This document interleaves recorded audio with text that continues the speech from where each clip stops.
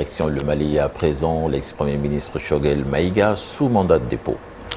Effectivement, Cheikh Tidiane, l'ancien premier ministre civil du Mali, Choguel Kokala Maïga, limogé en novembre par les militaires au pouvoir depuis 2020, a été inculpé mardi 19 août pour atteinte au bien public et placé sous mandat de dépôt après une garde à vue qui a duré du 12 au 19 août. Au pôle économique et financier, l'ancien premier ministre Choguel Maïga a été présenté ce mardi à la chambre d'instruction de la Cour suprême qui lui a notifié les faits d'atteinte au bien public et a décidé de le placer sous mandat de dépôt. Après Mali, passons maintenant avec Benjamin Netanyahu et le chef de l'État de France, Emmanuel Macron. En effet, le premier ministre israélien, Benjamin Netanyahu, a accusé le président français Emmanuel Macron d'alimenter le feu antisémite en France en appelant à la reconnaissance internationale de l'État de Palestine.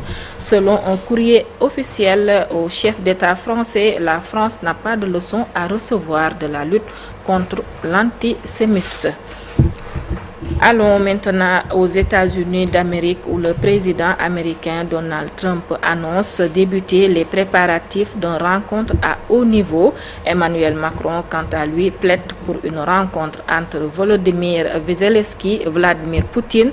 Que cette rencontre se tienne à Genève, mais à ce stade, la Russie entretient encore le flou sur cette possible rencontre à haut niveau. Terminons avec l'Afghanistan où plus de 50 personnes ont été tuées mardi dans un accident de bus dans la province d'Herat, dans l'ouest de l'Afghanistan, lors d'une collision entre un camion et un véhicule de transport de passagers, a indiqué la police nationale, qui explique qu'en raison d'une vitesse excessive et de négligence, le bus a quitté la route principale et est violemment entré en collision avec un camion dans la province. Cheikh Tidiane, c'était tout pour l'actualité internationale.